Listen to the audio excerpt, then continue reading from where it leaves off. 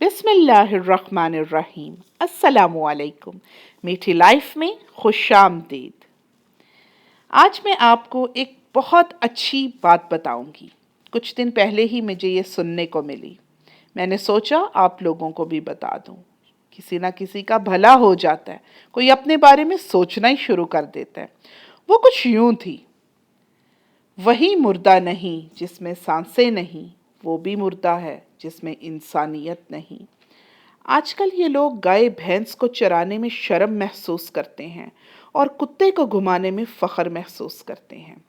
गांव में नीम के पेड़ कम हो रहे हैं और घरों में कड़वाहट ज्यादा हो रही है। जबान में मिठास कम हो रही है और जिस्म में शुगर बढ़ती जा रही है। क्या किसी ने खूब कहा है कि जब किताबें सड़क के किनारे बिकने लगें और जूते शीशे के शोकेसों में, तो समझ लेना लोगों को इल्म और शाऊर की जरूरत नहीं, जूतों की जरूरत है। जिस इंसान ने यह नज़म लिखी और आगे पहुंचाई, उसकी मैं बहुत शुक्रगुजार हूं। मैंने सोचा मैं इसको मजीद आगे पहुंचाकर अपना फर्ज अदा करूं। देखें, याद रखें, अपना तज्जिया ज़रूर करें और किसी से शिकवा शिकायत हरगिज़ न करें।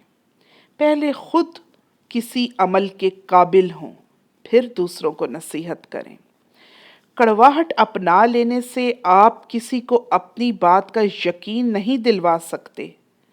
एक तो हमारी ये बेवकूफ़ी है कि हम सोचते हैं कि गरम बोल बोल कर या सख्त बोल बोल कर या ऊंची आवाज़ में बात करके हम दूसरों को अपनी बात का यकीन दिलवा देंगे। यहीं से हमारी बेवकूफ़ी शुरू होती है, क्योंकि अगला जो आपके सामने बैठा है उसको भी अक्ल, शऊर और समझ है। वो बेवकूफ़ नहीं है। सो इसलिए अपना तज्जिया पहले खुद ज़रूर करें, किसी को नसीहत करने से पहले। देखिए, मेरे नज़दीक जिस इंसान को इस चीज़ का पता नहीं कि मेरे लिए क्या इम्पोर्टेंट है और क्या गैर ज़रूरी, वो सबसे घटिया इंसान है। यानी क्या दे रहा है, क्या बोल रहा है और क्या कमा रहा है, उसका इदराक ही नहीं।